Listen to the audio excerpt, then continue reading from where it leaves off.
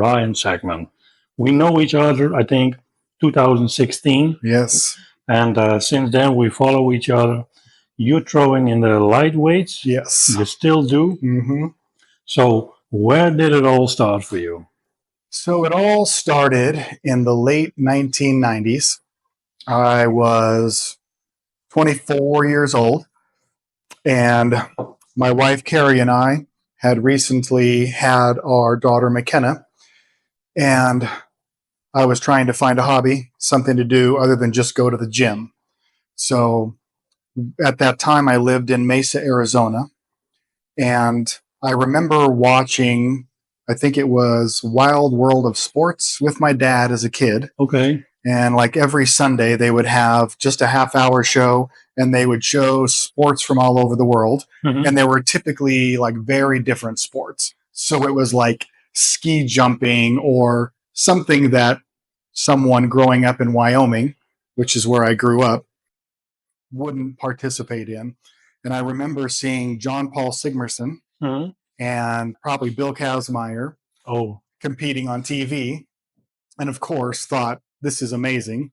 Someday it would be awesome to be able to do it.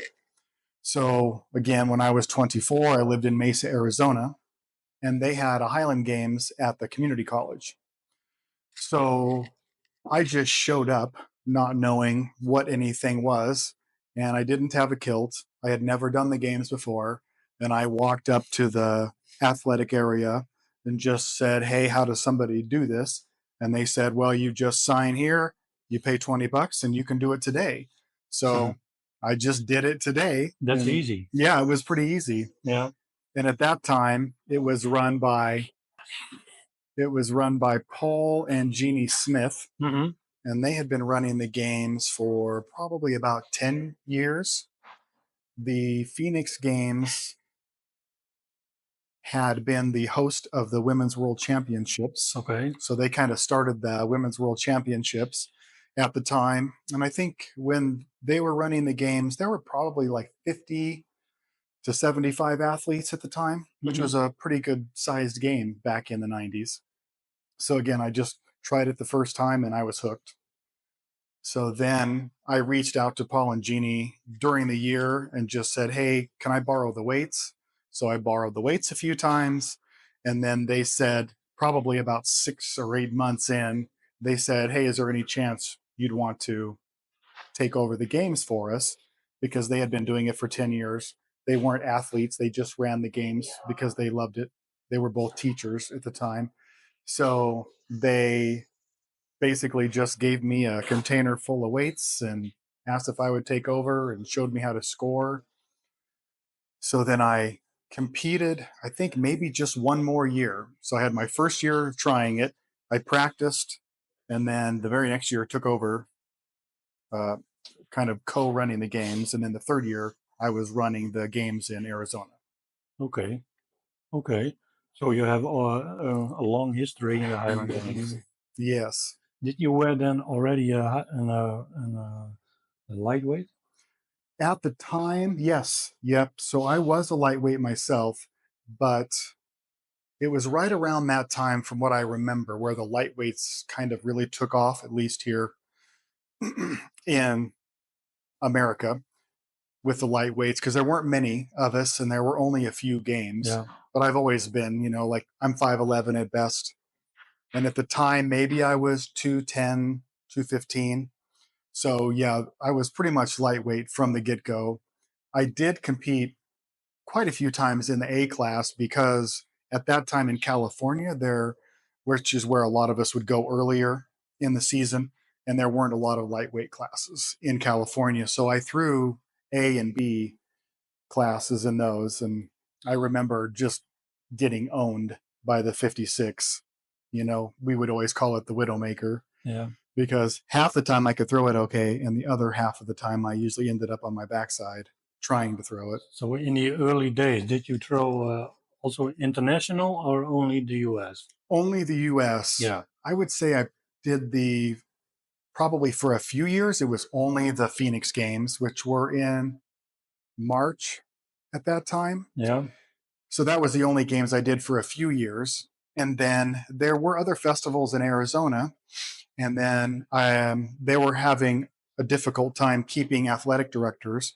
So I took over the Tucson games, just the athletics portion. Mm-hmm. So I ran the athletics in Tucson, and then we started a group in Flagstaff, Yeah.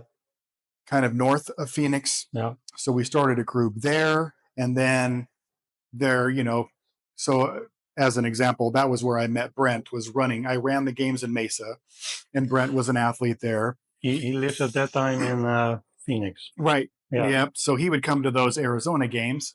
So we became friends, and then we started practicing together. And then there was another group of Mike Sussmark, Eric Campos, Robert Sutton, Andrew Hobson, who were all throwing at the time. Mm-hmm. And then a lot of them would travel to California.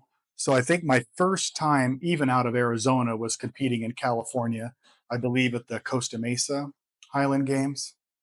And then internationally, my first international competition would have been the 2014 in Inverness.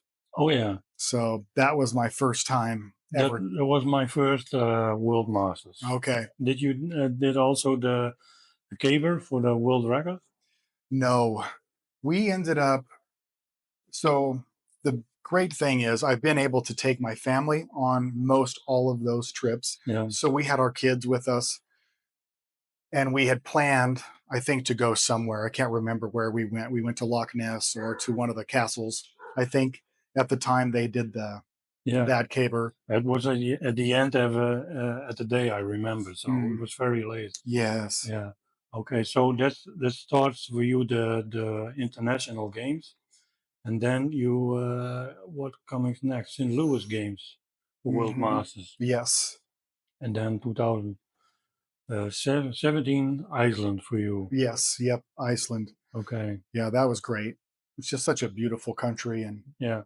And what was your best result with the World Masters? so my best result ever was just this past year in Switzerland. That's the best I've ever done, which was third. Yeah. So typically, I think so kind of going back a little bit, inside of the lightweight group, I was fortunate enough to be able to qualify for the world championships in all out like lightweights. Mm-hmm. And in that event, so I competed in Ventura, California once, and a couple of other places. And I think eighth may have been my best at lightweight worlds. And then in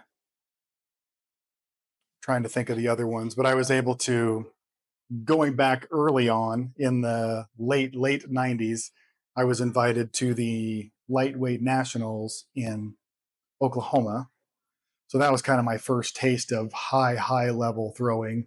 And the first time you go to some of these events, right, like I'm a local guy from Arizona, I do pretty well there.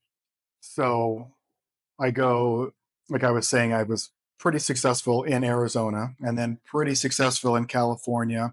Then did well in Utah, so you feel pretty good about yourself. And then I go to, I believe it was Tulsa, Oklahoma at the time, and then you get to compete against everyone in the country. Yeah.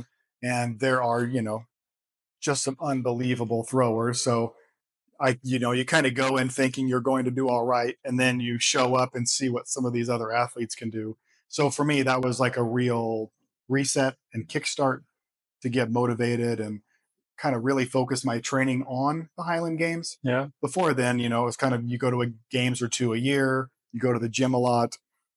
But how many times in a week you go to the gym? Usually 4. So 4 times. Yeah, I try to go 4 times. And throwing? Throwing 2 to 3 times is my hope. In a week. In a week. So almost every day you do something. Highland Games. Yeah. And a lot of it is, so I was also very fortunate. So the great thing about the Arizona Games is Phoenix at the time was growing like crazy. Mm-hmm. We had the Women's World Championships. So I was able to see world-class level throwers, in that women's group. And then we had some very good A throwers at the time, like Andrew Hobson and Mike Sussmark. And Andrew Hobson became a pro and running a games you want to try to help your local throwers get a chance to throw. So I was able to work with Kilt Lifter Beer, Mm-hmm. and they helped sponsor a pro class for us. So then I was able to have a pro class, and then I was able to invite in Ryan Vieira, Dave Brown, Larry Brock, The big names. the big names. Yeah. And, the real benefit, of course, was I had Andrew. Andrew was very good, Mm-hmm. but also Andrew's just a great guy. He knew Ryan Vieira. And if you get Ryan Vieira to come to your games, Yeah. everybody's willing to come to your games. Absolutely. So kind of started a relationship there with Ryan as a mentor and a coach. Yeah. And then we would start having clinics. So I would bring Ryan Vieira in for the weekend. He would typically stay at Andrew's house, and which was, a really nice thing for me. So he would stay over at Andrew's house. Then we'd get together for a clinic. So we had Ryan Vieira for a number of years. And then in high school, playing football, I competed. There were basically two high schools in our town, and I played center, and another gentleman played nose tackle for the other high school. He ended up going on to go to UCLA and become an Olympic shot putter. So John Gadina was his name. So for a few years there, we had clinics with Ryan Vieira, John Gadina, 4-time world champion shot putter. And so for me, it was great. I had no background in track and field. No. So you learn a lot watching Ryan Absolutely. Vieira. That was for you the ideal situation Mm-hmm. to get better. Right. Yeah. And, it's all of those athletes should be compensated for the skill level that they had. The benefit I had was Ryan Vieira was coming into town anyway to compete. So I would typically pay him to judge. And then, there would be a prize money for him to win as an athlete. And then he would stay and do a clinic for us, and we would pay $50 a person to get trained. But, for $50, that's a pretty good deal to learn from Ryan Vieira and John Gadina and others. But yeah, that was really amazing to get to throw with those guys. I can imagine. And about the lightweight, is it easy for you to stay lightweight, or did you? Yeah. Thankfully, it seems like my body weight probably should be about 200. Okay. So when I first started in the lightweights, it was 190. Yeah. And when I was 24, weighing 190 was much easier than when I was 34, trying to be 190. But somewhere, I can't remember exactly the year, I'm going to say the early mid 2000s or so, the lightweights went from 190 pounds to 200. And 200 is pretty easy for me to get to. It probably takes me I'm usually probably 205, 210-ish most of the time. So, I just kind of like watch my sodium intake, limit my carbs for a couple of weeks, and then I'm usually able to get to lightweight pretty easy.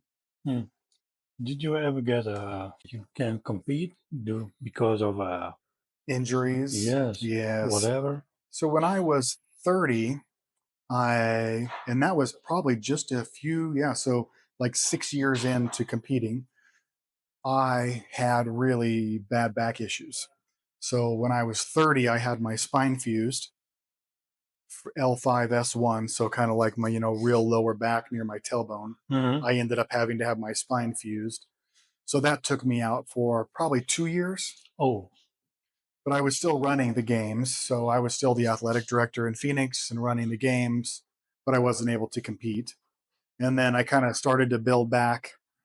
And then probably another 5 or so years in, I tore my labrum in my shoulder. Okay. And then actually it was all this shoulder. So I had a torn labrum in this shoulder. And then I had so many times I had, what do you call it? Tendonitis in my elbow. Oh. I'm sure from being stupid and things I shouldn't be doing. So I had surgery on my elbow and my shoulder all in 1 year. So that took me out for probably another year. But outside of that, I mean, I've been throwing now for almost. But still not thinking, okay, that's it. Right. I'm fine. Right. I'm done. The thing that at least, and of course, right, so we love to compete. And loving to compete, I'm sure I'm just telling myself what I tell everybody all the time, because they'll say something like, well, you had your spine fused. I'm sure you can't do that stuff anymore. You No, shouldn't throw cabers. You shouldn't. no, And at least for me, it's a motivation for one to continue to be athletic, to continue to be strong yeah, and stay in shape. And the other thing is, I believe, like being a lightweight, it also requires me to be under 200 pounds 4 or 5 times a year. So for me, it's been a good motivation to like keep my weight in check and to stay active. yeah.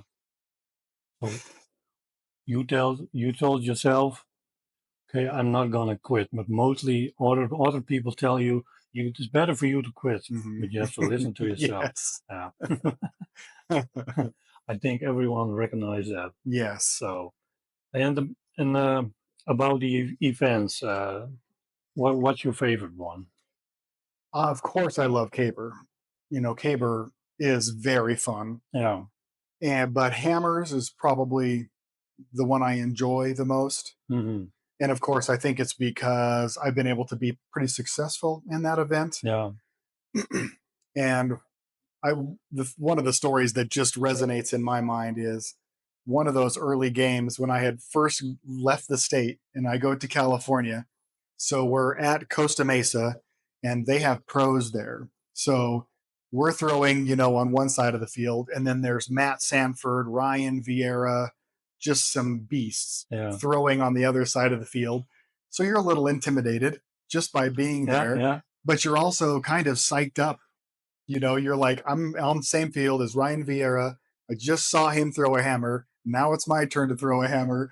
So it was probably one of the first times I ever wore hammer boots. And I'm winding the heavy hammer, winding. The hammer slips out of my hands, and where we were throwing, there was like a big cement pad next to us. It hits the cement pad, skids like 100 feet. Everybody is having to scatter because of my hammer throw. I'm falling down, the hammer's shooting out the other way, and Ryan Vieira is over here on this side, I'm sure, just shaking his head like, what is this guy doing? But so anyway, that was my one of my first hammer experiences. And then I was like, you kind of make up your mind. You're Yeah. like, this isn't going to be how it is. I'm going to be good at this. So I would just practice hammer wind after hammer wind after hammer wind for years. Yeah. And then, I've been able to win probably the event at Masters Worlds that I've been most successful at. I was able to win, I think, the gold in the heavy hammer in Tucson. And then I think, yeah, again, I've medaled, I think the heavyweight for distance and hammers have been the events that I've medaled the most in at Worlds. Okay. And how many medals you won? This year was definitely my best. In Switzerland, I won 7 medals Okay. out of 8 Almost events. as every Yeah. event. The only one I wasn't able to medal in was weight over bar, which is honestly pretty typical. So I don't know whether it's partly because of my back or if it's just my own mind. But weight over bar, I'm okay at it, but I've never. Staying flexible with the Yeah. hammers is Yeah. important. Yeah. Yes. Yeah. 15 is the most I've ever gotten on weight over bar, and I know I should be 16-ish, but I just haven't been able to get there yet. Yeah. So you're doing a lot for the Highland Games. You're training a lot in a week, gym, throwing. Did you have time for work? I try to make sure that I work just enough. Yeah. Thankfully, I've been in the same industry now for over 20 years.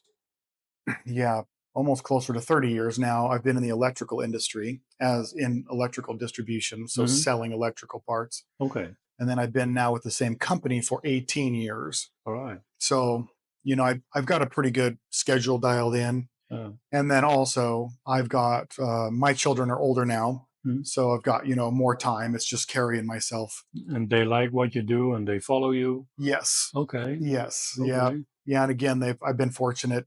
Both of my kids were able to go to Iceland with us, and they were able to go to Switzerland Yeah. with us. I've met them. I thought they were in Tucson also. Yes. Yeah. You're right. They were in Yeah. Tucson. My son lives in Arizona. Yeah. And at the time, I think our daughter was still in Arizona, probably going to school. So yeah, they've been to a lot of And just like I'm sure you know with Visha too, right? Yeah, yeah, So my family's been to so many Highland games that typically the highlight isn't watching me yeah. compete. It's going in like this year was really fun in Switzerland. You know, they had that elevated stage where they were doing like whiskey tastings. Hmm. So my son was up there with his wife doing the whiskey tastings, and then my daughter and her friend were kind of walking around playing the carnival games. But it's certainly been a whole family experience for us. Yeah, And what I have found through all of the Highland Games experience is that it is good for you to do things that are difficult yeah, and that push you out of your comfort zone. yeah, It's certainly fun to be an athlete and, show up and compete and help while you're there. It's a whole nother level of stress to also organize the games and try to get sponsors and, yeah, get awards and make designs and deal with all that. But I would just say if, for young people or anyone of any age, just do it. yeah, I'm sure you've heard it too. Everyone will say, well, when are you going to practice? I want to come and practice with you yeah, before I go to do a games. And yeah. I always tell Absolutely. Yeah. people, I just They, tell them, go do a games. so Ryan, I will thank you for this Yeah, thank you. interview, and I appreciate it that you were telling your story. Yeah, my pleasure. And thank you for doing this. I think it's important to get the sport out there, Yeah, to let everybody know it's just anyone can join, right? You can compete at any level, all the way from beginner to professional. yeah. And like you said, at least for me, I don't know that I would have traveled to Iceland, Switzerland, No, to even Scotland I had it think not I, been for I this. think that's the same for the most of us who are Hmm. doing island games. Yes. No? Yeah. And the people, right? I mean, the great thing about all of this is the people that you meet and the Yeah, fact that you get to see them yeah, at these other locations and share stories and see their families grow up and yeah. all those things. I wasn't here in Valmeijer, so Right. Probably. well, well, thanks again, Yes, Ryan, sir. and I hope to see you in another video podcast from Tilted Tales. Tilted Tales. So, thank you very much. Tot de volgende.